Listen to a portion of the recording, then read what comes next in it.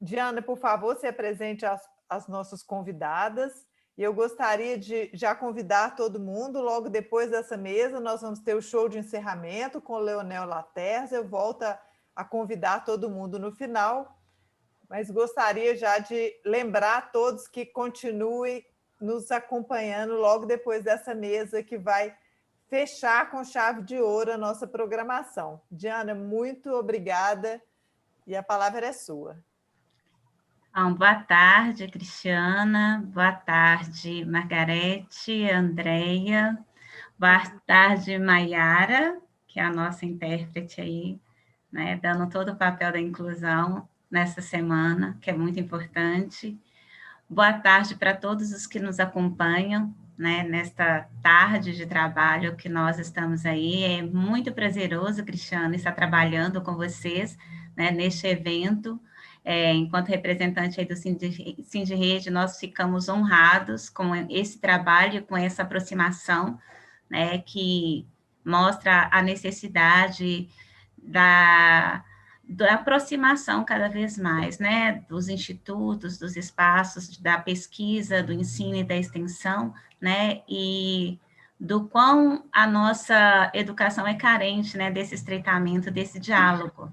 Então, é muito importante estarmos aqui nessa tarde, dialogarmos com esse tema, né, que é um tema que foi provocado por esta semana, mas é um tema que está presente no nosso fazer cotidiano, né, enquanto diretora aí do Sindirede BH, nós, desde o início da pandemia, nós já estamos discutindo a respeito desse tema, nós já fizemos 2 seminários, então, foi exatamente nesse sentido que nós trouxemos para essa semana a discussão sobre a educação e as desigualdades no tempo de pandemia aí. E para a mesa dessa tarde de trabalho, nós vamos ter a parceria aí da Andréia Carla Ferreira, que é uma das diretoras do Sindirede BH, e ela vai falar um pouco sobre como que o sindicato verifica e observa essas questões, né, a partir da própria demanda e das discussões da categoria e do nosso fazer, e como que nós, enquanto representantes e também trabalhadoras, a grande maioria mulheres, aí, como nós sentimos esse processo, nessa condição agora de sermos professoras e professores. Nós também contaremos com a presença aí da Margarete Diniz, professora da UFOP, né, que também aborda essa questão. Fiquei muito feliz com a indicação do seu nome, viu, Margarete? Que vai nos ajudar muito nessa discussão dessa tarde. E nós esperamos também contar, né, com a Savana, que é a professora da UFMG, que também vai nos ajudar a refletir sobre essa temática. Então, nós vamos dar início agora aos nossos trabalhos. A primeira pessoa que vai falar é a Andréia, diretora do Sindirede, também professora, né, da rede estadual. Andréia, você vai ter os 15 minutos de fala, e logo em seguida a gente passa a palavra para a Margarete, e depois também, né, Cristiana, nós teremos aí momentos para o debate, para as questões, então a gente já pede de antemão para que as pessoas que tenham qualquer questionamento, né, dúvidas, ou até mesmo provocações, nos provoquem aqui nesse espaço, que é um espaço de conversa, uma roda de conversa, onde nós vamos falar sobre a nossa condição aí no tempo de pandemia. Muito obrigada. Tenhamos um bom trabalho, né? É isso. Obrigada. Boa tarde a todos e todas. Meu nome é Andréia, sou diretora do Sindirede BH, sou professora da rede municipal e também da rede estadual, sou professora de História e de Sociologia, e também sou da executiva estadual da CSP com Lutas, que é uma central sindical, no qual o Sindirede é afiliado. É um prazer imenso estar aqui hoje, nessa tarde, com vocês. Espero, sinceramente, que a gente possa trocar muito conhecimento, informações, dialogar bastante sobre esses temas tão pertinentes que dizem respeito ao nosso fazer, em especial para a educação, o nosso fazer pedagógico. É um prazer, Maiara, Savana, Margarete, e todos e todas aqueles que estão aqui conosco hoje, participando desse bate-papo, dessa live, dessa mesa redonda, não importa o nome, importa que nós estamos juntos, estamos em diálogo sempre.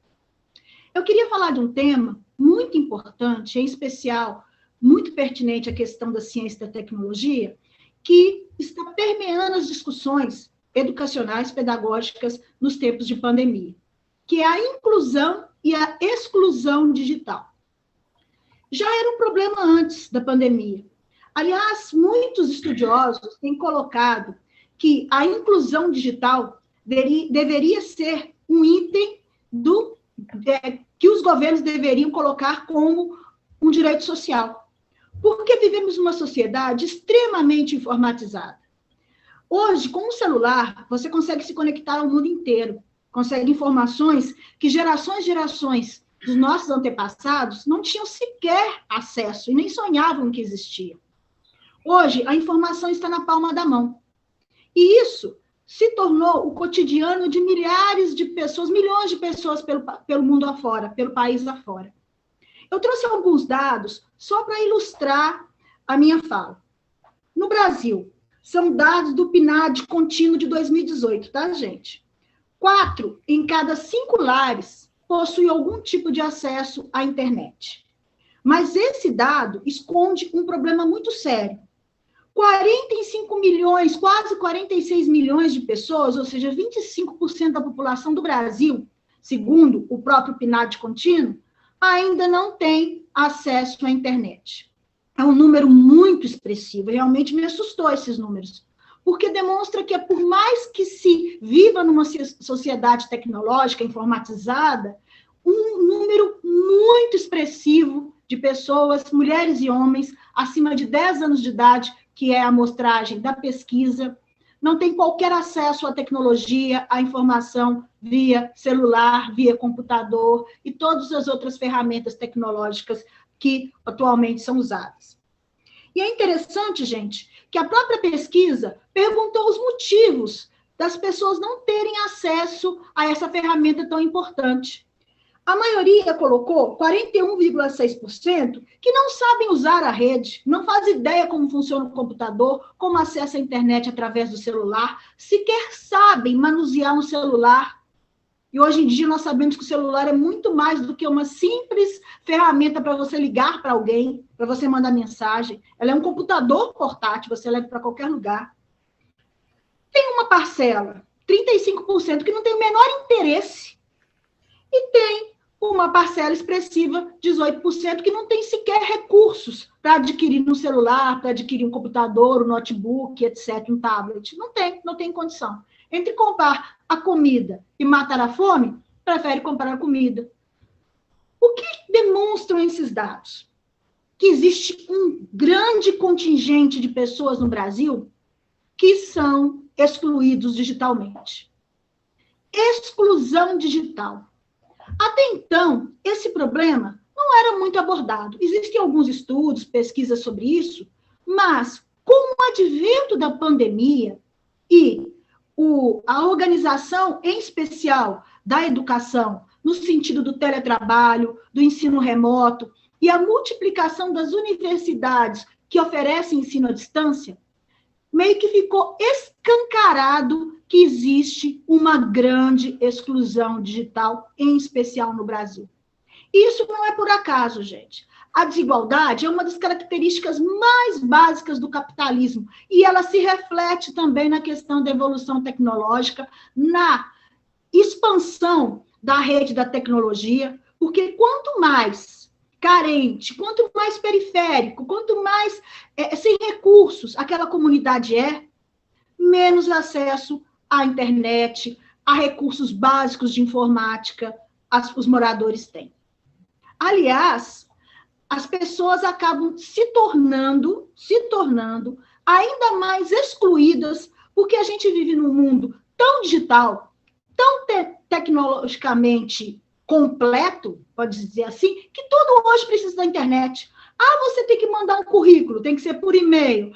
Eu preciso mandar uma mensagem para alguém, utiliza o WhatsApp. Você precisa fazer uma pesquisa escolar, entra no Google. Eu preciso assistir um vídeo, entra no YouTube. Ou seja, tudo converge para as ferramentas tecnológicas. Eu sou do tempo, gente, da Enciclopédia Barça, não sei se alguém lembra dela, aqueles livros, 12 livros enormes, que quando tinha uma pesquisa escolar para fazer, eu corria na biblioteca da escola e pesquisava por lá. Hoje, os meus alunos E os filhos dos meus alunos e os netos dos meus alunos sequer vão saber o que é uma enciclopédia, a não ser que seja a Wikipédia do celular ou do computador. Então, isso demonstra, configura uma mudança total, completa dos paradigmas, inclusive da nossa sociedade. Buscar a informação, que sempre foi, dentro do capitalismo, algo para as elites, continua elitizado no advento da tecnologia. Sempre se diz que a internet, que o celular, que os computadores, que todas as ferramentas, os aplicativos, etc., seriam uma ferramenta muito importante para se difundir o conhecimento. Mas se há exclusão digital, gente, não tem como difundir esse conhecimento. Continuará nas mãos de poucos. E pior, sem o devido preparo, sem o devido conhecimento, sem o devido suporte, o que acontece é que esse conhecimento chega fragmentado, distorcido. É o que se diz hoje em dia das fake news, né? O que é uma fake news? É uma informação que muitas vezes é inverídica ou incompleta, mas as pessoas têm dificuldade até de aferir se aquela informação, se aquele vídeo, se aquela postagem é correta, se ela é verdadeira, por falta, inclusive, de instrumentos para tal. E eu queria falar, já que eu estou falando dessa questão de exclusão, meu tempo é curto, em relação à educação pública.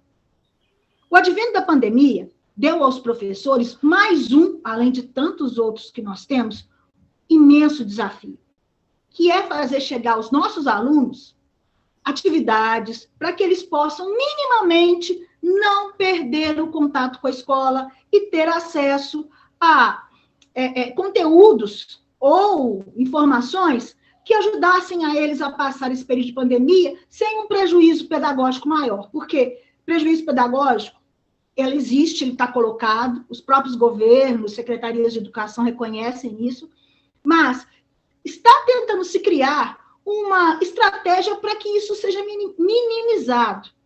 Então, se colocou o desafio para as escolas, para os professores, para coordenações, os pedagogos, que se criassem alternativas para que os alunos tivessem acesso minimamente ao conteúdo de cada série, de cada etapa, de cada ciclo, de acordo com o nível de escolaridade dos alunos. Aí nós esbarramos novamente na exclusão digital.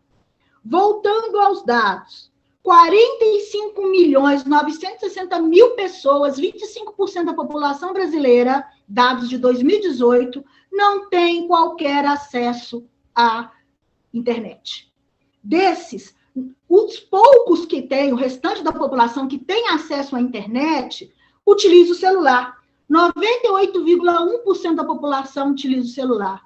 E o que a gente observa, e nós observamos isso concretamente, porque nós fizemos uma pesquisa com as famílias das comunidades em que as escolas da rede municipal atendem, a maioria das famílias mais carentes tem um aparelho de celular para a família inteira.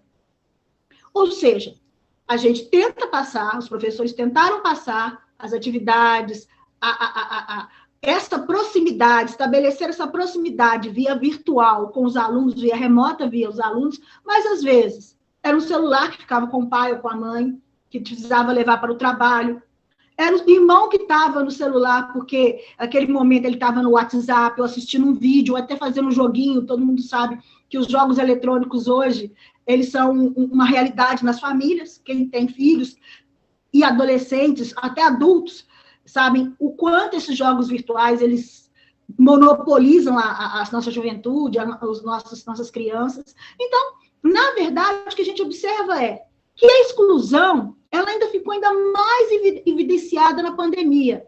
Isso dificulta imensamente o trabalho dos professores, que está sendo muito árduo. E nesse momento, gente, por falar em exclusão na educação, se fala tanto na questão do aluno, que os governos falam que nós vamos colocar ponto de Wi-Fi nas comunidades periféricas, nós vamos estabelecer critérios de oferecimento de chips, ou a criança pode usar o computador da escola. Desculpas e promessas tem muitas, mas não resolvem o problema, porque precisa de recursos e investimento.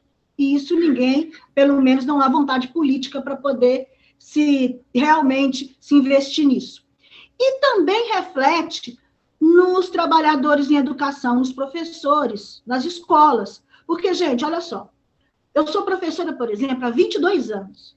O meu universo, a minha zona de conforto, é a sala de aula com 40 alunos, os recursos que eu tinha no Data Show, eu usava, às vezes, o DVD para passar um vídeo, o rádio, um gravador para uma música, e o material que estava disponível. Nós sabemos a realidade da escola pública brasileira. O livro-texto, o caderno e o quadro.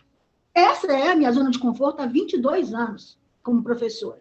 E, de repente, pedem a mim, como pediram a milhares de professores nesse país, que trocasse toda a sua história, toda a sua experiência educacional, pedagógica, para uma realidade, às vezes, que não tinha absolutamente nada a ver com o fazer pedagógico cotidiano. Ou seja, deixe de lado a sua sala de aula, deixe de lado o seu livro-texto, deixe de lado o seu quadro, seja branco, preto, verde, não importa, e agora você é um professor na era digital, né? Você vai adotar o ensino remoto. Você tem que aprender a usar o Classroom de um dia para o outro. Você tem que aprender a fazer formulários no Google Forms. Você tem que aprender a fazer videoconferência com seus alunos através do Skype, do Zoom, gravar vídeos no YouTube, aprender a usar o WhatsApp para que os alunos possam receber, através de links, as atividades que são propostas pela escola. Imaginem, gente, tentem imaginar a realidade de um trabalhador de educação, de um professor, diante dessa revolução na sua vida. Isso provocou, gente, adoecimento, angústia.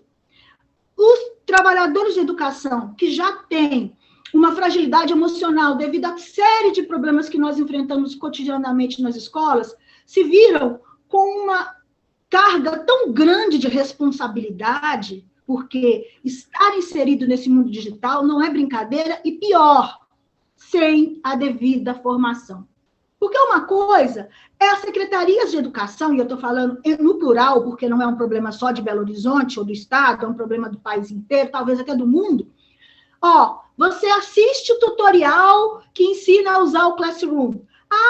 Vamos disponibilizar o link de uma aula sobre Skype no WhatsApp e você assiste.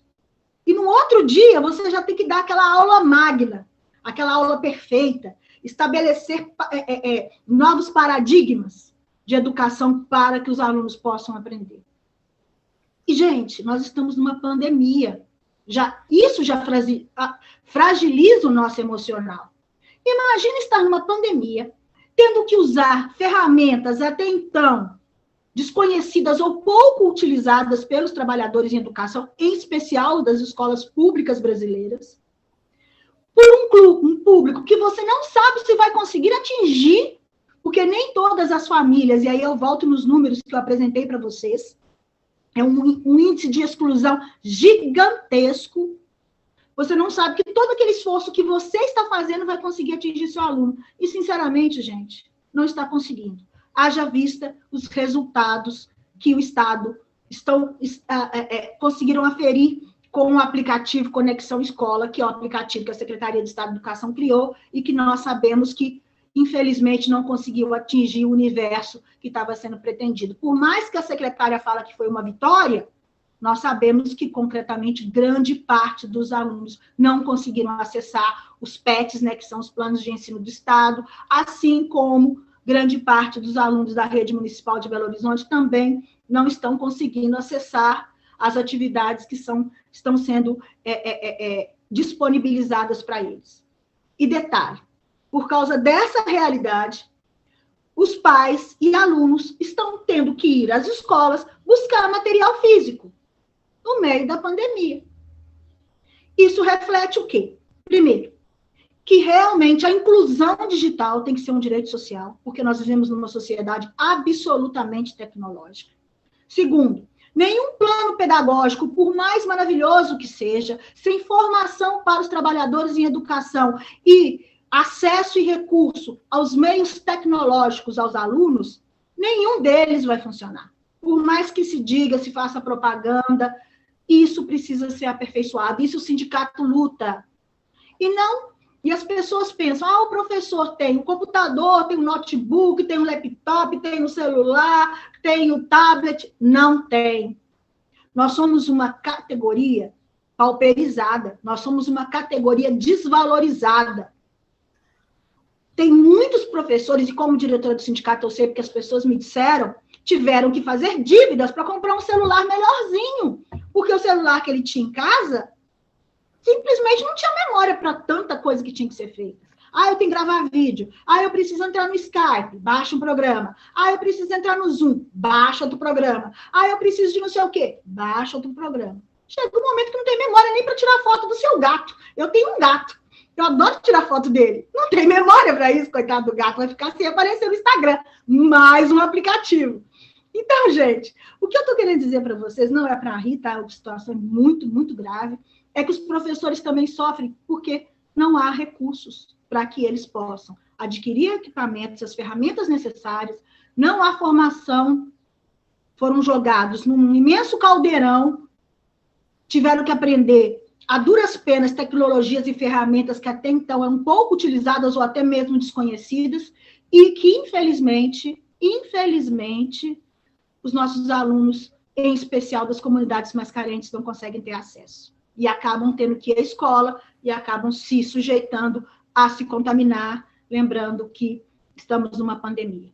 Então, por mais que os governos digam, estamos conseguindo atingir os estudantes, muito cuidado com essas falas, porque o preço que está se pagando é muito alto. Os professores estão adoecendo, estão se sentindo ainda mais desmotivados, porque eles estão percebendo que eles estão se esforçando além, tendo custos além do que eles podem ter, porque, inclusive, houve corte de dobras, houve redução de vale alimentação, houve uma série de retirada de direitos nessa pandemia, congelamento de carreiras, que diminuiu ainda mais os rendimentos dos trabalhadores em educação.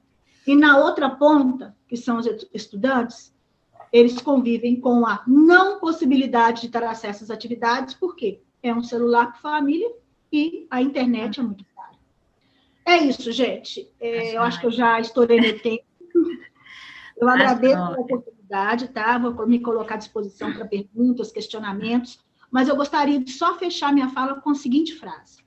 A inclusão digital e o acesso a ferramentas e equipamentos para que essa inclusão aconteça tem que ser considerado um direito social para todos e todas. É isso, gente. Obrigada. Obrigada, Andréia.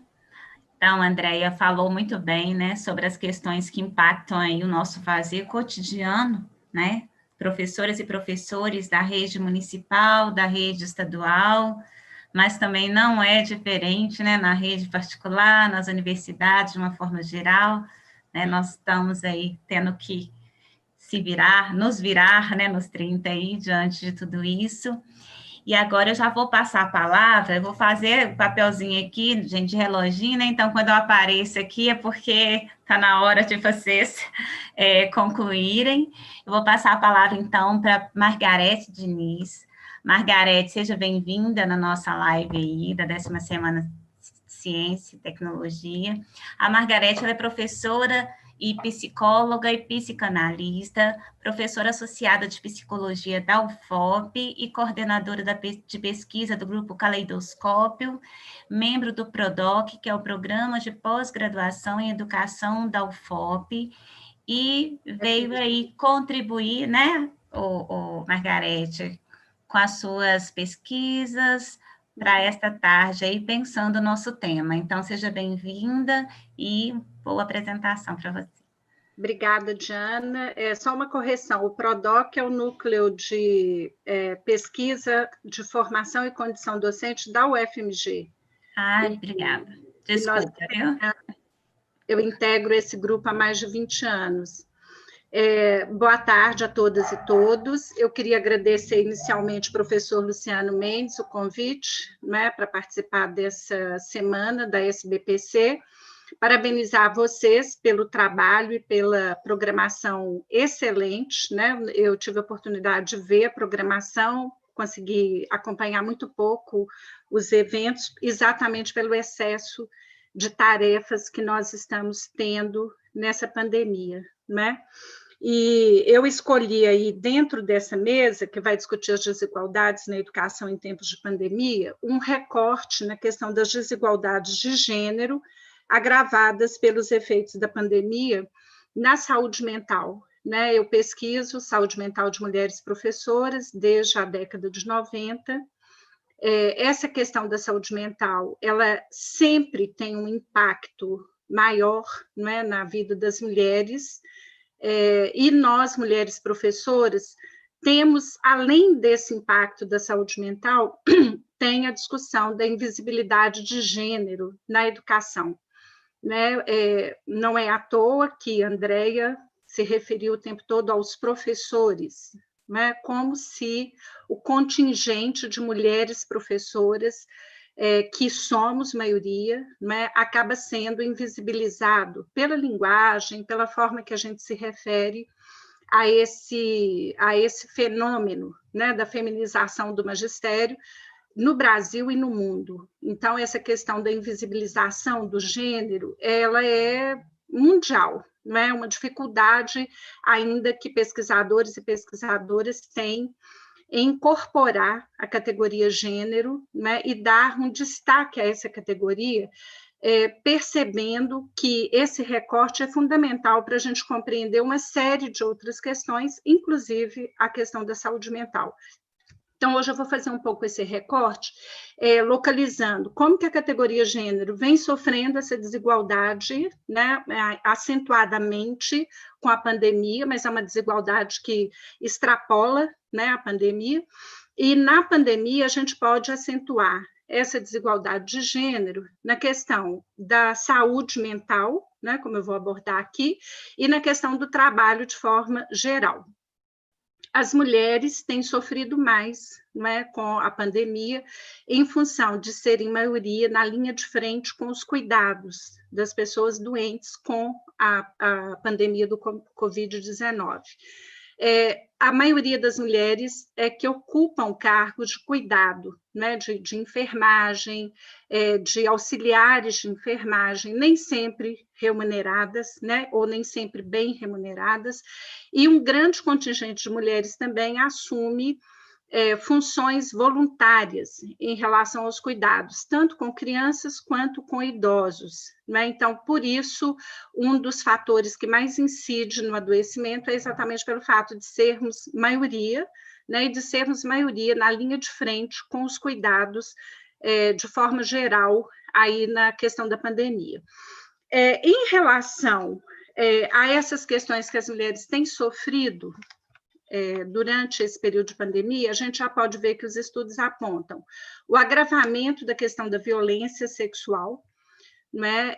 Se antes já acontecia, agora com a pandemia acirrou, né, o convívio, e o tempo todo as mulheres em convivência com seus companheiros, né, e que já haviam situações relatadas de violência, com a pandemia essas situações foram agravadas.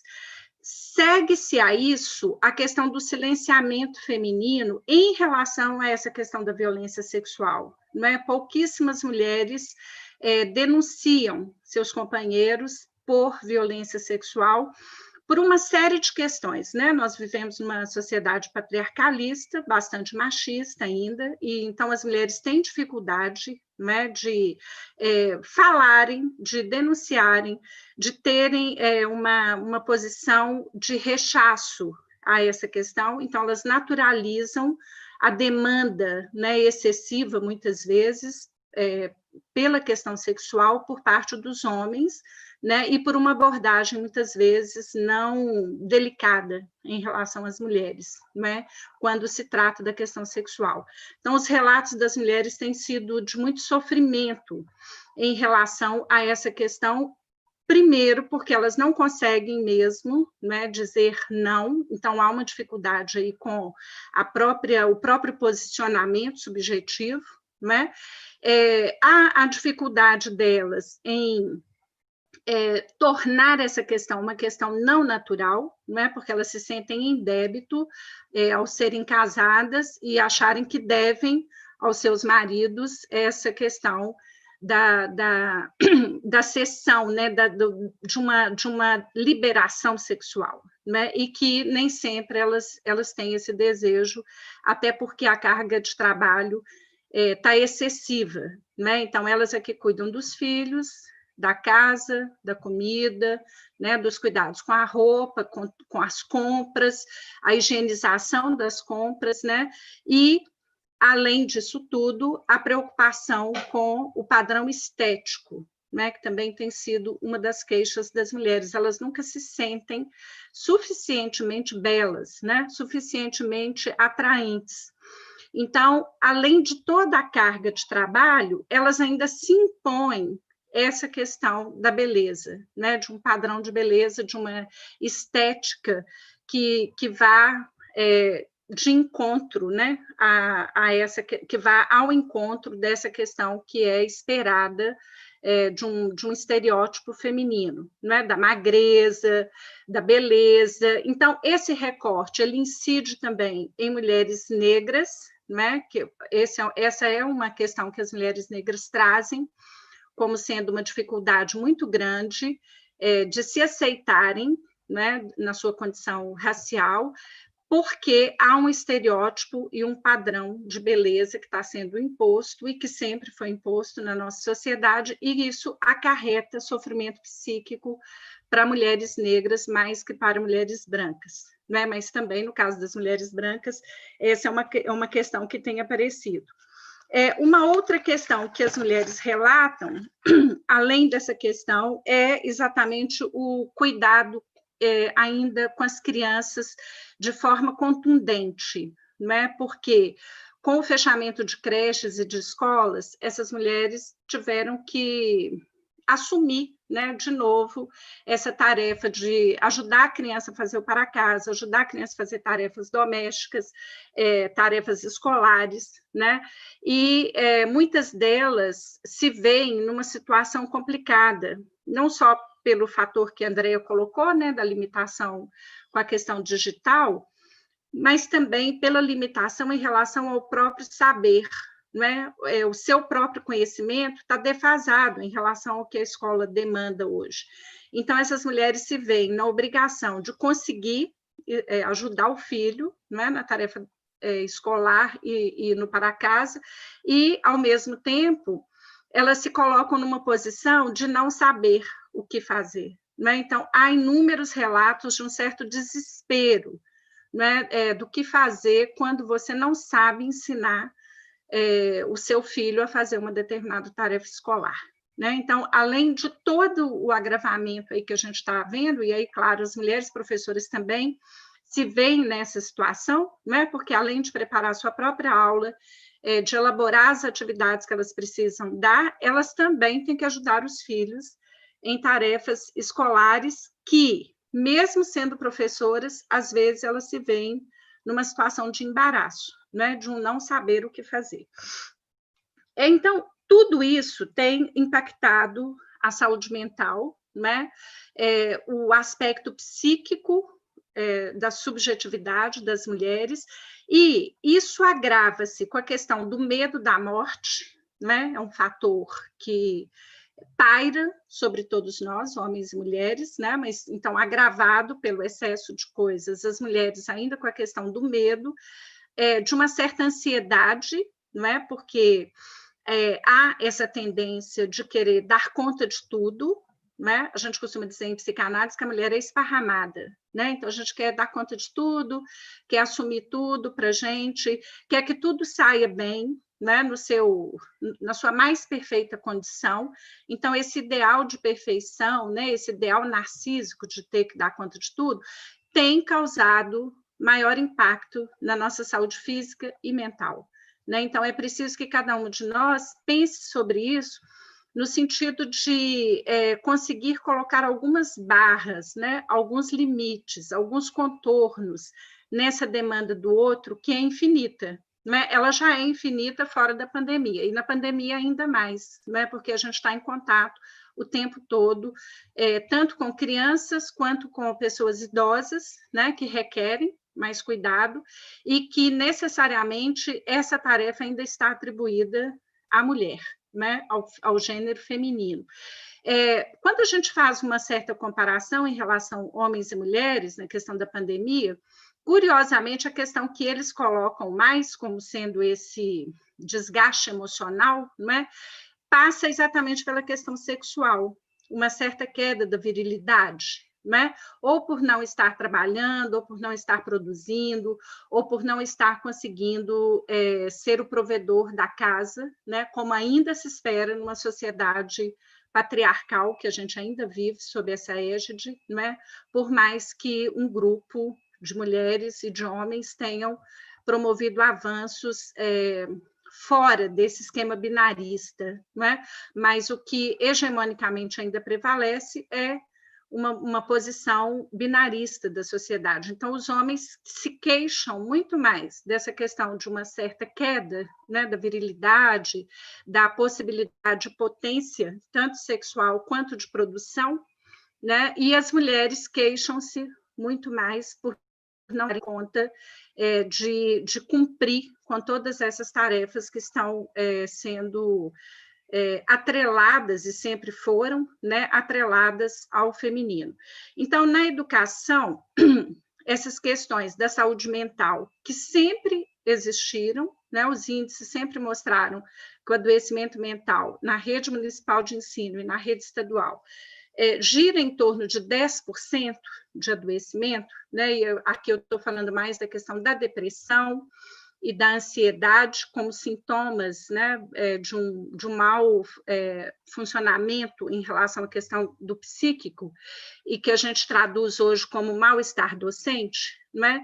Isso tem sido traduzido dessa ordem de 10%, e com a pandemia nós ainda não temos pesquisas que mostrem os índices, né, se esse índice vai aumentar ou não, mas o que a gente sabe são os relatos das pessoas, né, que vêm apontando essa questão do excesso de tarefas, do excesso de carga horária, né, que nós temos que nos dedicar muito mais para preparar aulas, para fazer a divulgação, né, dessas aulas, para ter o feedback dos alunos, que se tornou muito mais individualizado, né?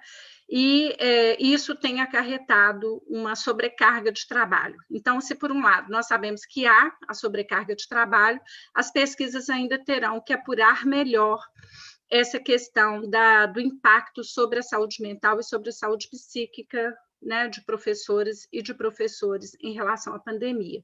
Mas é certo que, pelos relatos, pelos depoimentos que a gente vem colhendo, há, de fato, um sofrimento, né? E esse sofrimento ele tende a ser minimizado ou invisibilizado no caso das mulheres.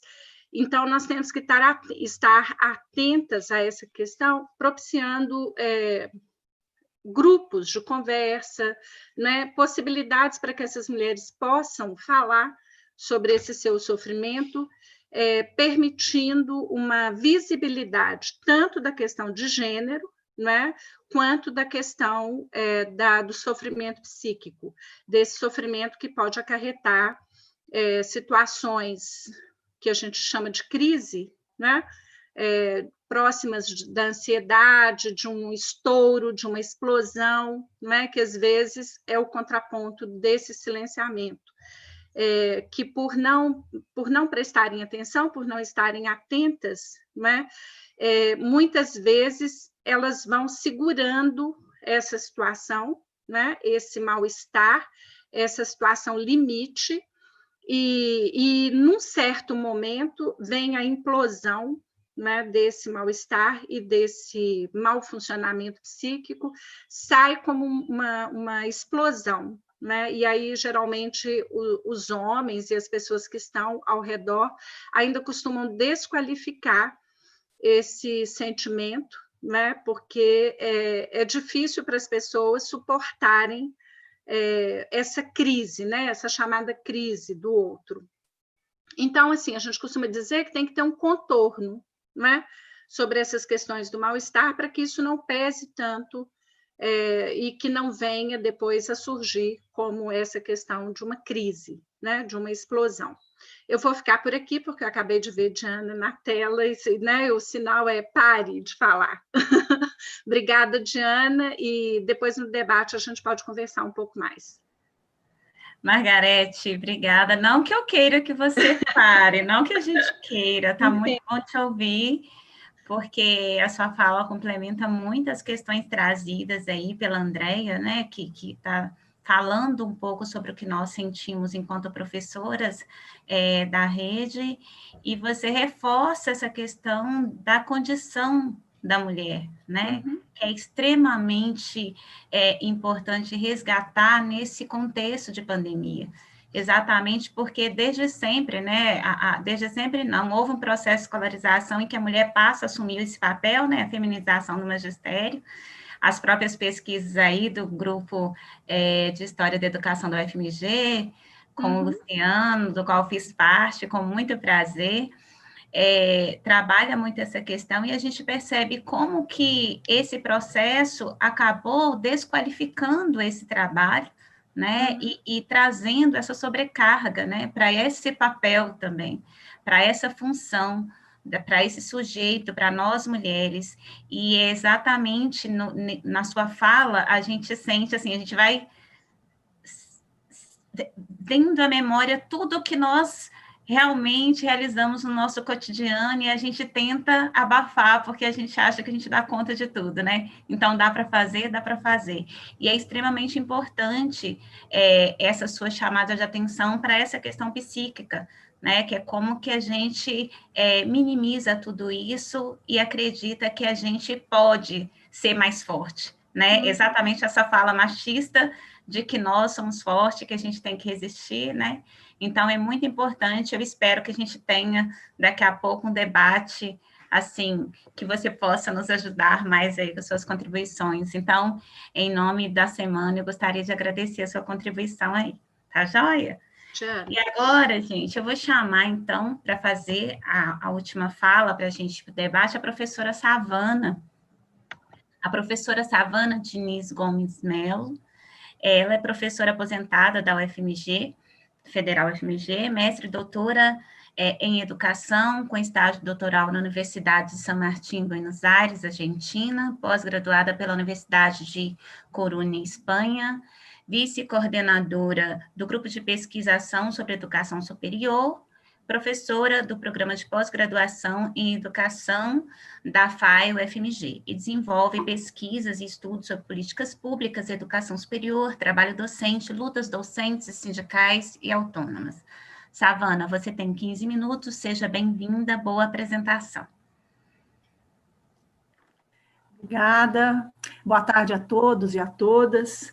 Eu quero cumprimentar especialmente aí a mesa, né, que as doutoras me antecederam, a Andreia, a Margarete, que eu revejo aqui com prazer, a Diana, né, que fez o contato e o convite para participar dessa atividade. Quero agradecer pelo convite ao Sind Rede, na pessoa da Diana, e a organização da 17ª semana, né, para que eu possa vir fazer com vocês uma conversa, né, e apresentar alguns dos meus apontamentos acerca do tema dessa mesa de hoje, não é, que trata da desigualdade na educação, direitos, desafios, né, em tempos de pandemia. Bem, eu escolhi fazer o meu recorte, diferentemente das que me antecederam, eu achei bem legal, não é, a forma como a mesa foi composta, porque o meu recorte para discutir a desigualdade na educação passa pela questão da relação da educação com a economia e pela luta de classes. Quer dizer, ela é uma perspectiva que vem agregar, né, uma discussão de como a questão da desigualdade que a gente discute e que se expressa no nosso cotidiano, tão bem, né, retratado pelas expositoras que me antecederam, né, ela faz parte da própria estrutura da sociedade. E que o capitalismo é desigual na sua composição, ele tem classes sociais que estão em conflito permanente, é uma questão estrutural, e quando nós temos situações de crise, como a que nós atravessamos no momento, sobretudo agravada com a pandemia, né, em escala mundial, você tem, obviamente, uma série de aprofundamentos das questões estruturais, né? O capitalismo ele busca sair da sua crise, encontrar formas de aumentar a sua lucratividade, que foram afetadas nas crises, né, sob diferentes formas. E no contexto atual, o que nós assistimos é uma busca por uma verdadeira revolução tecnológica, né? Uma nova revolução tecnológica que já se expressa em vários campos da ação, das atividades, né, da sociedade, inclusive na educação. E isso não vai colocar novos desafios, ou melhor, não novos desafios, mas vai agigantar os desafios já existentes, né, no campo educacional. Nós também sabemos que a educação ela cumpre um papel fundamental em qualquer sociedade, né? Ela é reprodutora das relações de produção, das relações sociais, né? E no capitalismo, óbvio, ele reproduz, a educação reproduz, a nossa educação ela é toda organizada, controlada pelo Estado e pelo mercado, para que nós formemos trabalhadores, né, a mercadoria principal desse sistema, que é a força de trabalho. Porém, nessa grande revolução tecnológica que nós atravessamos, muda muito em relação ao modelo anterior, porque você tem a internet em tudo, né? Você tem nós poderíamos citar aqui, o que alguns autores chamam de indústria, né, 4.0, um modo em que de produzir muda totalmente em relação ao modelo anterior. O trabalhador não precisa ser ficado, porque tudo vai ser automatizado, controlado de forma unilateral, né, pelo setor produtivo, e aí vai precisar de menos trabalhadores, menos gestores, menos gerentes, menos trabalhador qualificado. Isso muda muito o papel da educação, como ele se transforma e processo hoje de desmonte de toda a área social, desmonte da educação pública, estatal, e desde, né, da década de 90, mas a partir dos anos 2000 e da metade dos anos 2000, com muito mais evidência no campo da educação, uma mudança radical na educação. A educação à distância entra, dessola, e hoje, em plena pandemia, nós estamos vivendo um arremedo que, no meu entendimento, é uma grande farsa. Ontem mesmo nós tivemos uma live no grupo Universitates, com 2 professoras convidadas de universidades federais diferentes, e eles trouxeram uma discussão riquíssima. Isso está sendo muito discutido, né? E vocês mesmos, professores da educação básica e da educação superior, estão vivendo essa experiência, não é? No seu cotidiano, do que representa esse ensino remoto emergencial, não é? E ontem mesmo já saiu uma portaria anunciando, formando um grupo de trabalho que vai se dedicar a desenvolver estratégias para ampliar esse tipo de ensino nas universidades federais. O que significa isso para a educação, né? A educação ela passa a ser desnecessária em alguma medida, em alguns países, porque não é igual em todos os países, né? O capitalismo ele também é desigual combinado. Então tem países que se inserem nesse sistema de forma subordinada, que é o caso do Brasil, da América Latina, né? E aí eles têm uma produção diferenciada, né? E também acesso a bens e serviços que a sociedade, entre aspas, oferece, diferenciados. O Brasil hoje produz commodities, né? E aí nós estamos vendo o agronegócio e, né, o preço das coisas, a carne, não é? Um país que produz alimento para o mundo, não é? E que tem no interior do seu próprio território uma alimentação caríssima, não é? Caríssima, sem contar a qualidade no que diz respeito aos venenos que são utilizados, ao agrotóxico, não é? As mudanças genéticas. Quer dizer, isso tudo implica em vários setores do setor produtivo, e no campo da educação, essa mudança ela vai se tornando cada vez mais evidente, sobretudo com a educação à distância, não é? E agora agravada com o ensino remoto emergencial. Quer dizer, os desafios estão postos já há muito tempo, que é vencer esse sistema. Não serve para a humanidade, não serve para homem, não serve para mulher, né? Não serve para criança, para idoso, para índio, para negro, não serve para ninguém, não serve para a classe trabalhadora. Ele serve para uma pequena minoria, não é? Que se apropria da riqueza produzida por uma grande maioria.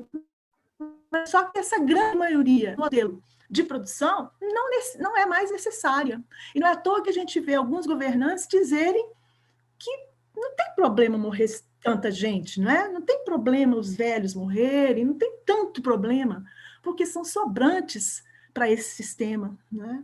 E a quebra dos direitos sociais, né, que foram, num determinado tempo, necessários, não é? Necessários ao capitalismo, fazer a cedência à classe trabalhadora. Claro que não foi só cedência também, foi fruto de luta, foi fruto de um modelo de sociedade distinto que se contrapunha ao capitalismo, que ganhava expressão no mundo e que depois teve a sua derrocada, não é?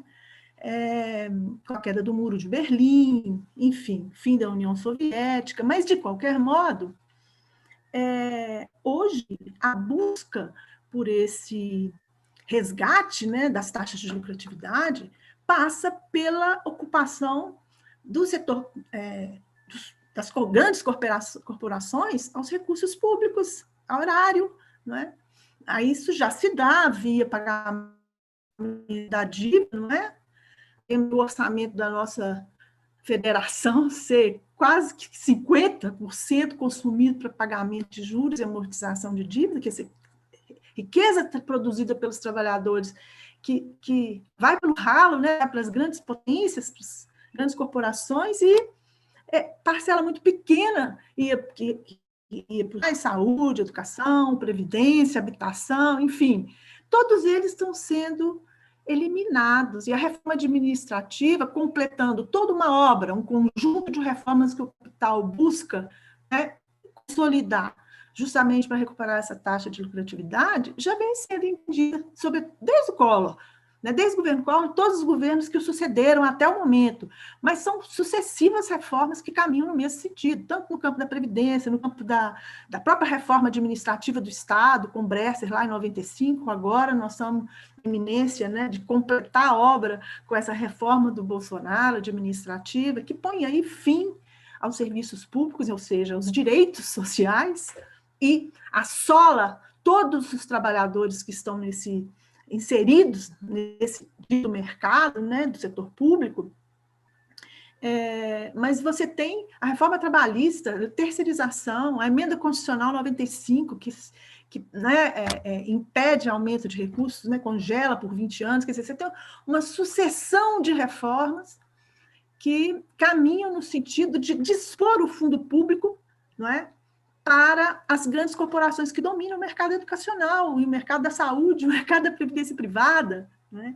Ou seja, é um verdadeiro assalto ao fundo público. Claro que a gente sabe que o fundo público tem sua função, assim como o Estado, não é?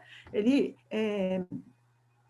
atende em alguma medida algumas demandas, mas ele nunca atende os direitos sociais na sua universalidade. Por isso, nós estamos sempre lutando, não só pelos direitos sociais, mas pela efetivação desses direitos sociais, né? A universalização do atendimento na educação, não é? Nós sabemos a luta que é na educação infantil, sabemos a luta que é no ensino médio, né? Na educação superior nem se fala, né? Agora, com a expansão do setor privado nas últimas décadas, você tem o acesso, sim, a uma camada da população, mas que tipo de educação superior? Já não é aquela educação superior do movimento estudantil, do movimento de trabalhadores, enfim, para expandir a educação superior para a população, né? E para a classe trabalhadora. E agora nós estamos vendo todo esse processo, né, de décadas de construção desses direitos sociais, ainda que muito longe, não é? Porque nos marcos do capitalismo é impossível você ter a efetividade desses direitos, eles são direitos muito mais formais, né? E aí o Estado jogando com isso e vai atendendo, por outro lado, né, que é a sua função, os interesses da classe dominante. No caso, podemos nomear os empresários, né? Os grandes banqueiros, em todas as vertentes do capitalismo, os distintos capitais, não é? Mas, e para isso ele vai fazendo as reformas, as legislações para atender, né, a esses. Então, os desafios, pensar a desigualdade, antes da pandemia e do projeto de 90, nós vivíamos problemas de desigualdade porque é do sistema. Nunca nós vamos poder pensar em uma educação que seja igual, porque as pessoas pertencem a classes diferentes, então a educação ela é para classes diferentes. E também para as divisões no interior dessa classe. A educação superior é para um determinado segmento do ensino médio, para outro segmento, não é? Que compõe a classe trabalhadora. Mas a questão é que, para superar essa desigualdade, tem que superar, como eu disse, a desigualdade estrutural do sistema. E aí é só mesmo a derrocada desse sistema, e é um sistema que destrói o planeta, destrói a humanidade. Nós estamos vendo, né, isso e sentindo literalmente na pele esse caráter destrutivo do capitalismo que não pode cumprir suas promessas, não é? São promessas incumpríveis. A única coisa certa que a gente pode vislumbrar é um futuro de destruição, né? De destruição do próprio planeta. Então, falar em desigualdade escolar, né, desigualdade na educação, a gente tem que pensar em algo que vá poder superar isso, porque as reformas não resolvem isso. E políticas ditas alternativas também não resolvem nos marcos desse sistema. Você pode até amenizar por um determinado momento, enfim, mas é um engodo, né, fazer reforma nesse sistema, porque ela não vai dar certo, porque ele é irreformável, ele tem que ser substituído. E então, só num outro tipo de sociedade, né, não na riqueza, não na destruição da humanidade, é que é possível pensar uma educação para todos. E nesse contexto, né, nós estamos assistindo um desafio que nos coloca esse contexto, é que, com a pandemia, a possibilidade de organização, né, da classe trabalhadora, ela fica muito limitada, não é? Nós sabemos que os direitos sociais, ainda que provisórios, ainda que passíveis de retrocessos a cada governo, porque eles, na verdade, são mais formais, não é? São formais e não efetivos, você tem a possibilidade de tensionar com a luta, ter alguns atendimentos, ainda que provisórios, à classe trabalhadora. Porém, nesse contexto da pandemia, a impossibilidade de grandes fica muito mais fácil passar a boiada, e a gente está vendo isso acontecer, não é? Mas mesmo assim, ainda que algumas organizações de trabalhadores sejam mais compromissadas com os interesses patronais, né, não representem tanto os interesses dos trabalhadores, o que é lamentável, né, o tipo de capitalismo sindical que generalizou, não só no Brasil, mas no planeta, em função desse sistema, corrompendo, né, a própria natureza, a origem, a própria história, a essência do sindicato como uma organização da classe trabalhadora, ainda que reformista, né, porque ele luta pela melhoria das condições gerais de trabalho, de vida, salariais dos trabalhadores, também é um espaço de luta, de organização coletiva, que abre espaço, fronteiras para outras lutas, que inclusive as superadoras. É óbvio que no contexto de crise, onde se cortam os direitos sociais, fazem reformas dessa magnitude, né, que pesam sobre a classe trabalhadora da forma, né, com adoecimento mental, com morte, com pobreza, fome, desemprego, sem perspectivas, né, não há luz para uma mudança nesse sentido, com as novas introduções de tecnologia. Você tem, já vou finalizando, tá? Você tem uma possibilidade de insurgência, uma possibilidade que os trabalhadores se organizem, inclusive por fora das suas organizações sindicais, né? A gente está assistindo isso em vários países da América Latina, quando os sindicatos não lutam, né? São conformistas, são defensores dos interesses patronais, os trabalhadores se organizam por fora do sindicato e fazem a luta classista, uma luta em defesa, né, da sua classe, dos seus interesses de classe, passando por cima das burocracias sindicais. Esse é um fenômeno, uma situação que nos indica que, apesar dessa crise, esse quadro tão de difícil enfrentamento, das grandes corporações são muito grandes, basta ver aí Croton, agora já nem é Croton mais, Senna, né? Ayrton Senna, essas fundações que entraram, tanto no caso da Previdência, você vê que é muito difícil combater isso, né? Deem um passo atrás. Só mesmo uma luta coletiva organizada, no sentido de superação disso, né, desse sistema, que é capaz de abrir um outro horizonte, né, para o mundo, para a classe trabalhadora e para o mundo, né, no sentido de recuperação da humanidade perdida.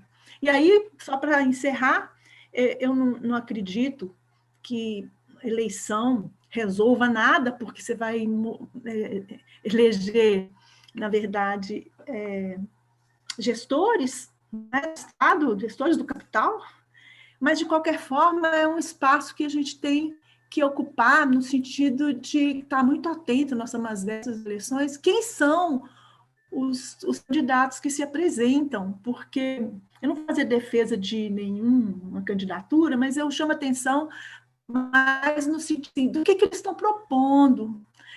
Reformar esse sistema, qual o objetivo? Né? Seria mais no sentido de continuar enganando a classe trabalhadora e com perspectiva de futuro para essa classe trabalhadora. Eu acho que é preciso mudar esse debate e aproveitar esse momento, né? Porque essa questão da eleição também ajuda com que os trabalhadores se inteirem, né? Desvelem esse grande farsa, né, que se colocou como conjunto de reformas que vai resolver o problema do país e do mundo, né? Porque elas também essas reformas também estão sendo feitas nos outros países, e a gente sabe que elas não vão resolver, ao contrário, eles vão aprofundar ainda mais a precarização, né, dos trabalhadores, sem falar no genocídio que a pandemia nos coloca. Bem, também agradeço pelos tempos e me coloco à disposição para o debate. Obrigada, Diana. Obrigada, colegas. Obrigada, Savana, pela sua fala e pelas suas considerações, né? Savana trouxe aí para nós algumas questões para nós até mesmo pensarmos, né? Essa sociedade capitalista e os limites que ela nos coloca diante das tecnologias e a própria desigualdade do direito, né? Esse direito que a gente tanto almeja, e, ao mesmo tempo, essa sociedade capitalista cada vez mais explicita para nós os rumos dessas desigualdades, né? Esse abismo, como você bem colocou aí, Savana, durante a semana foi pontuado muito isso nas diferentes oficinas, né, e nos debates mesmo, exatamente sobre qual o papel da educação nesse contexto, né? Exatamente assim, qual é o nosso lugar nesse contexto onde nós nos tornamos cada vez mais consumidores e descartados a todo momento, né? Porque é desta forma que essa sociedade ela começa a ver a cada um de nós, né? Como simplesmente um número que pode ser manipulado. E aí, quais seriam as alternativas para que a gente pudesse aí pensar a tecnologia e a ciência como algo que possa promover a vida, né? Porque existe possibilidade de uma mudança para essa sociedade, onde a ciência, onde a tecnologia, ela pode ser servida, ela esteja a serviço do homem e da mulher, né? E não a serviço da economia, da exploração, né? Do aumento dessas desigualdades aí.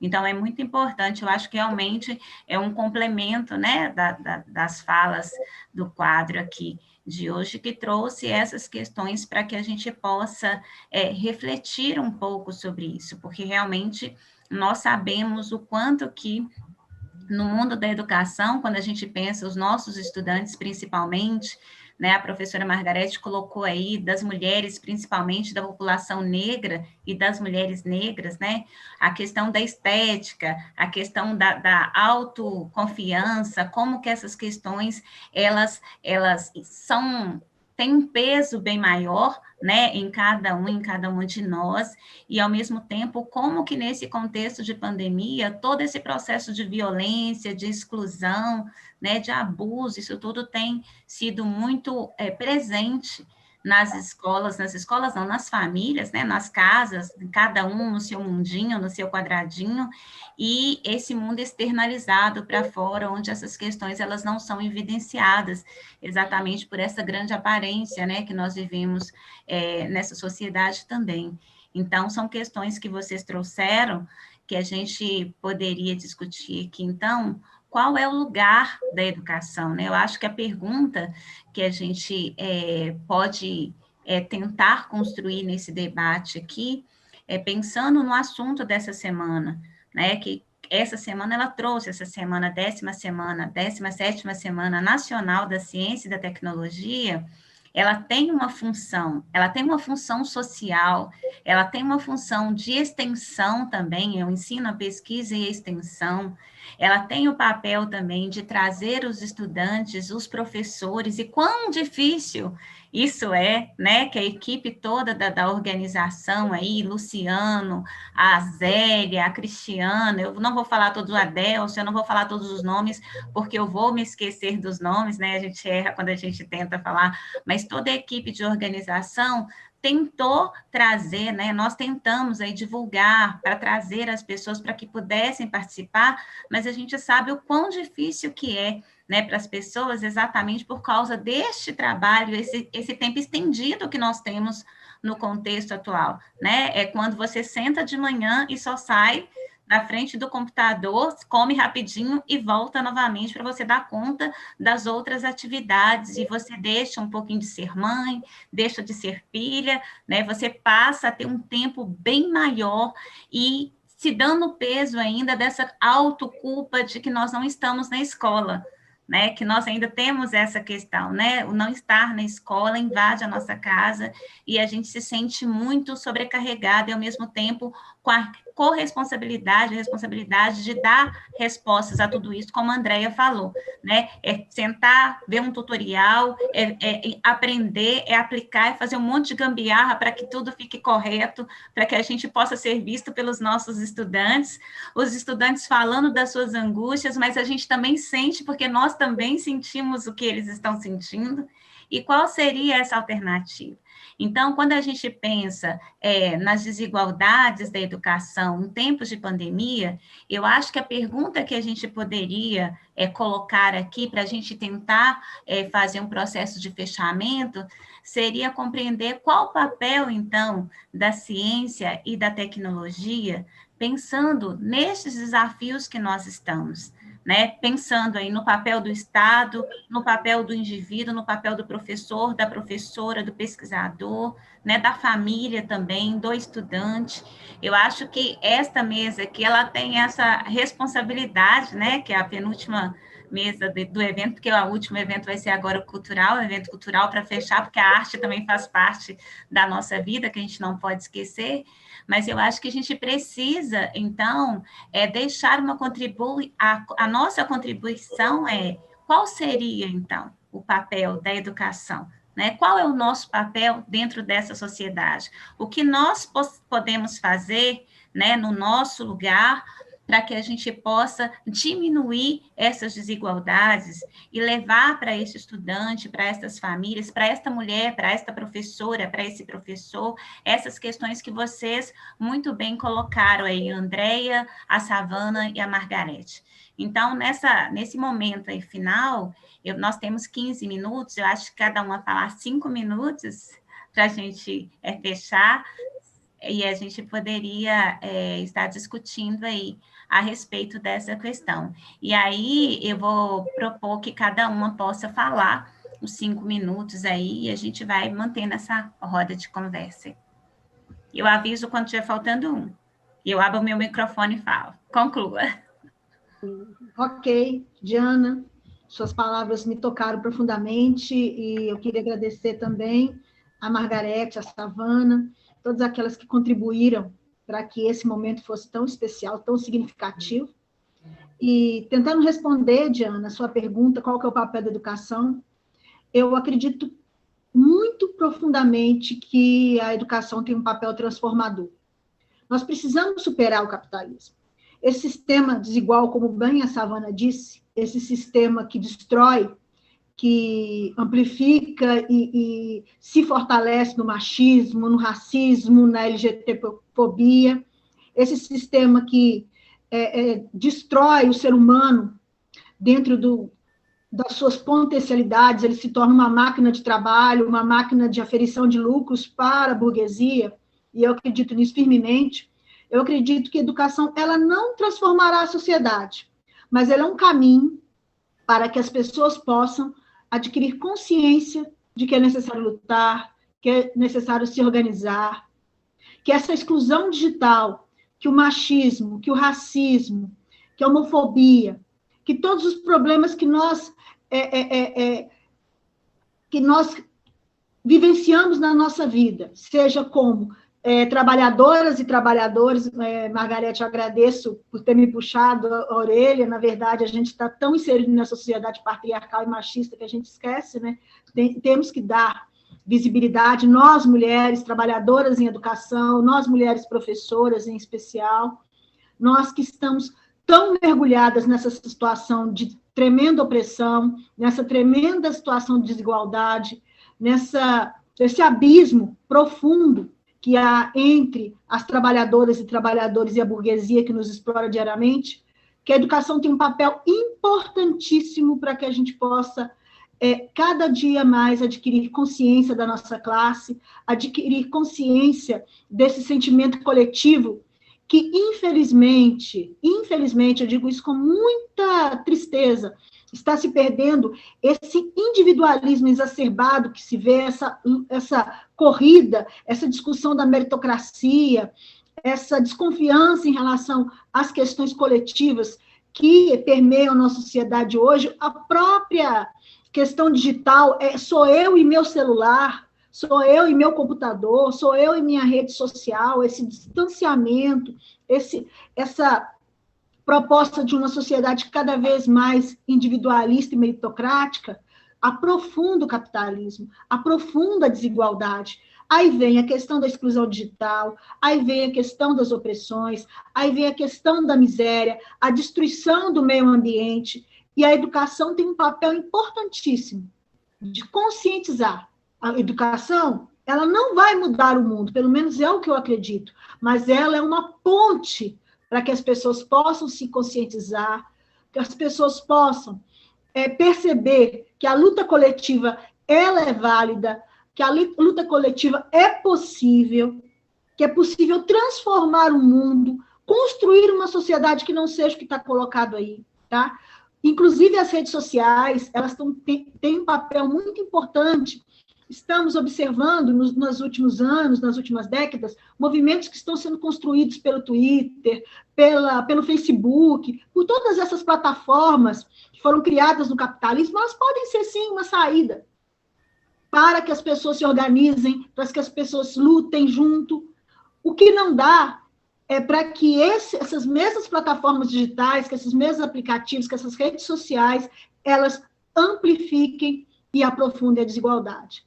E a educação, ela está muito presente nisso, ela precisa ter esse papel de conscientizar, de formar e, principalmente, de ajudar as trabalhadoras e os trabalhadores a perceberem sua importância e a importância da organização da luta, não só para a educação melhorar, mas que a gente possa construir uma sociedade nova, que é uma sociedade sem opressão, sem desigualdade, sem exclusão. Obrigada, gente. Obrigada, Andréia. Já vou passar para a Margarete. Margarete, 5 minutos, então, para você fazer suas considerações finais. Obrigada, Diana. Obrigada às palestrantes, Andréia e Savana, acho que contribuíram muito com o debate. E o que eu tenho pensado como pesquisadora e como educadora nessa questão da transformação é no sentido de assimilar a pesquisa engajada. Né? Eu sempre penso que a nossa pesquisa deve ser uma pesquisa engajada, no sentido de que teorias e metodologias que nós escolhemos para interpretar a realidade devem nos ajudar já em si tentar fazer essa transformação.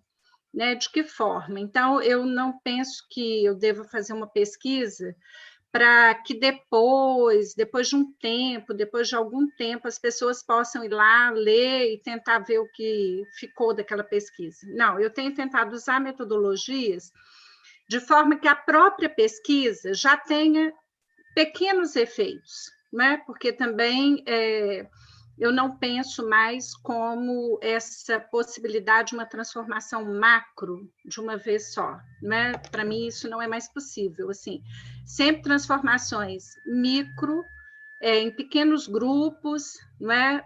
De forma que, de fato, você consiga ir transformando as pessoas que estão próximas de você. Né? Então, as minhas pesquisas são engajadas, eu tento fazer grupos de trabalho, de forma que esses grupos produzam algo, né, ao final daquela pesquisa. Quando eu oriento mestrado e doutorado, acho que essa tem sido também uma medida importante, né, de forma que o meu trabalho como professora e como pesquisadora implica, né, que outros sujeitos que também passam por essa formação comigo, na sala de aula e na pesquisa, que se impliquem, né, nas questões que estão vivendo, então que sejam coerentes com as teorias que estão escolhendo, com as metodologias que estão adotando e com os resultados que essas pesquisas terão, né, de consequência social. Então, eu acho que fazer uma pesquisa engajada hoje é você ter consciência que questões de gênero, questões de raça, né, questões que envolvem pobreza e vulnerabilidade social, no Brasil são fundamentais, são essenciais, não tem como você dissociar uma questão de outra. Então, assim, me chama muito a atenção como que até hoje, isso que eu sempre falo, né, nas palestras, como que até hoje nós, pesquisadoras e pesquisadores, invisibilizamos a questão de gênero na educação. Né? Isso, para mim, não é qualquer coisa. Tem uma dimensão que tem significados, não é? O fato da gente difundir conhecimento que continua invisibilizando esse lugar da mulher, para mim é uma situação grave, né? Uma situação complexa. E isso está posto na produção de conhecimento. Não é? São pouquíssimos pesquisadores e pesquisadoras que ficam atentos a essa questão. Então, fazer uma pesquisa que possa colaborar com essa mudança de posição é importante, porque, como professoras, nós estaremos formando crianças pequenas, né, meninos e meninas, que precisam, desde o início, se perceberem com pertinência racial, de gênero, se perceberem como sujeito de direito, né, e que possa, desde o início, se posicionarem politicamente, né, de forma a querer transformar o mundo em que vivem.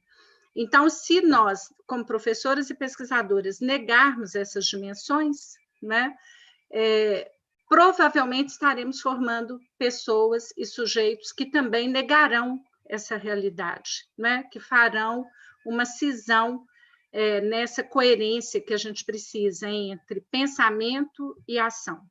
Tá? Então, seria um pouco essa contribuição, assim, como que a gente pode escolher teorias, métodos, né, que nos façam produzir resultados que sejam satisfatórios na intervenção. Obrigada. Obrigada, Margarete, que trouxe aí a contribuição para a gente pensar um pouquinho o que pode ser feito enquanto professores, professoras e pesquisadoras, Andréia também. E agora eu vou pedir para a Savana, para que a Savana possa também falar. Savana está aí, por favor? Ok, obrigada, gente. Bom, as 3 questões que... Savana, deixa eu até te interromper um pouquinho. Pois não. Foi feita uma pergunta aqui, que é o seguinte, aí eu vou pedir para você falar a partir desse questionamento, né? Que seria, enquanto a revolução não chega, o que é possível fazer? Tá? É um pouco essa pergunta aí para você fazer um fechamento aí para nós. Tá bem. Bom, as 3 questões que Diana nos apresenta, não é? Eu partindo que eu ia falar da relação da educação com a economia e luta de classe, então eu volto para ela. Essa luta, ela está presente em todas as instituições e todos os espaços da vida, não é? Nesse sistema. É uma luta estrutural que pode ser formalmente arrefecida ou explícita, né? Portanto, a educação é um espaço de luta, um espaço de disputa.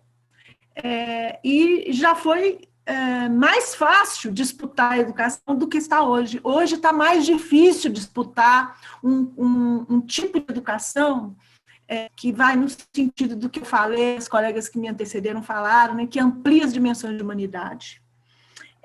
Nós temos um controle muito grande, a educação está deixando de ser estatal, né, e o trabalhador mais direitos trabalhistas, né, para desenvolver o pensamento crítico. Nós estamos aí com várias medidas que cerceiam, né, que sobrecarregam os trabalhadores docentes, que sobrecarregam no geral, né, em todas as etapas da educação básica e na educação superior, enfim, você tem um controle das avaliações tremendo, né? Agora, por exemplo, essa notícia que a gente teve, de que os cursos de educação à distância foram bem classificados, bem classificados, não é? Na avaliação. Só reforça esse modelo de educação se consolidando, um modelo que não mede a qualidade da educação, não é? Mas que mede desempenho em alguns conteúdos, não é? Deixando a ação crítica e a análise de contexto. Então, continua sendo espaço de disputa, mas não esqueçamos, é mais difícil disputar pelo controle, pela perda de autonomia do trabalho, dos trabalhadores em geral e dos estudantes nessa educação que deixa de ser estatal para ser pública não estatal, ou seja, gestão privada do recurso público, como eu falei. A questão da ciência e tecnologia, óbvio que a ciência e tecnologia desempenham muito e nos ajudam demais, mas a serviço de que essa ciência e tecnologia?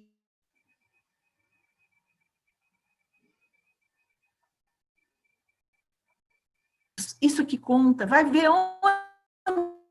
onde é que tem maior desenvolvimento de ciência e tecnologia. E agora, com essas mudanças do setor produtivo, a educação ela deixa de ser tão necessária, porque você não precisa de trabalhador qualificado. Você vai ter um tipo de educação que vai fazer o quê? A universidade vai produzir o quê? Vai fazer o quê? Nós já estamos vendo aí a possibilidade de uma formação de professor não universitária, não é? E a universidade ser a universidade de ensino, e deixar de ser de ensino, pesquisa e extensão, que é, né, a bandeira histórica desde a reforma de Córdoba, que nós defendemos, inclusive, que o Brasil adotou. E, então, eu vejo que a última, o papel dos pais. Eu acho que o papel dos pais é o mesmo papel dos docentes, dos trabalhadores técnico-administrativos, dos estudantes, né, dos pais e de todos aqueles outros trabalhadores que acedem à educação. A educação está aí para formar a classe trabalhadora. Desvelar esse grande, né, projeto do capital contra a classe trabalhadora, que vai piorar as condições, né, muito em grandes proporções, e desvelar isso, e no sentido, né, de acumular forças. E aí, respondendo, eu não sei quem perguntou, enquanto não vem a revolução, é isso, é organizar a classe, mulheres, homens, jovens, idosos, trabalhadores autônomos, trabalhadores, e tentar trazer, não é, o máximo possível, porque eu concordo com a Margarete, que a luta micro ela é importante, né? Ela não é suficiente e jamais será. E é por isso que o capital combate tanto a luta coletiva explícita, porque só ela, a luta coletiva, organizada, explícita, é capaz de fazer transformações. E nenhum sistema na história da humanidade se mudou sem luta, não é uma passagem pacífica. Sempre será com algum tipo de trauma, tipo de violência, não tem como, né? Mas a violência nós já vivemos ela dioturnamente, não é? A classe trabalhadora já vive com essa violência, as mulheres, né, os trabalhadores, os negros, os trabalhadores que estão sendo explorados, os índios, enfim. Essa é a resposta do capital para a classe trabalhadora e suas frações, suas distintas, seus distintos estratos. Enfim, penso que a saída é essa, né? O grande desafio é romper com a alienação, organizar coletivamente, não é? Porque não há nenhuma luta de grupos, de categorias profissionais. Portanto, eu penso que a própria educação tem que se organizar para fora dela, não é só a educação, né? Uma greve na educação, nos marcos do capitalismo atual e a força, a potência que ele tem desses grupos, ele rapidamente, né, e vai corroborar, em última instância, com o processo de privatização. E é isso, eu agradeço a todos e fico aí à disposição para o debate em outros espaços, né, nas nossas que a gente realiza lá, e em outros momentos, né, Diana, com o Sindirrede aí, com outros colegas que estão participando dessa 17ª semana, vai ser um prazer, né, a gente confrontar as diferentes perspectivas de análise e encontrar uma saída que dê certo para a classe trabalhadora.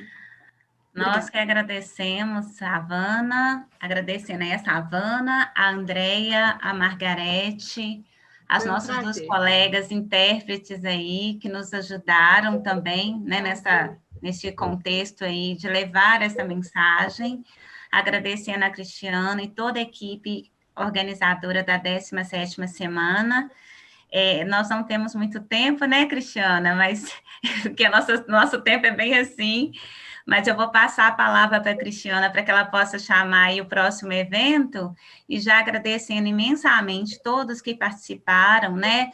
A gente sabe que no tempo de pandemia e nesse contexto são muitos eventos que acontecem, então a gente sabe que este evento fica gravado e fica disponibilizado, e a gente tem certeza que futuramente, quando as pessoas daqui a 2, 3 dias visualizarem, elas vão poder perceber a importância desse debate e vão sentir os impactos, né, da nossa fala, porque é uma fala que traz muito do que nós estamos sentindo aí e das possibilidades, cada um dentro das suas perspectivas aí, de trazerem alguma mudança para diminuir essas desigualdades da educação no tempo de pandemia, sem esquecer a importância da ciência e da tecnologia nesse contexto aí.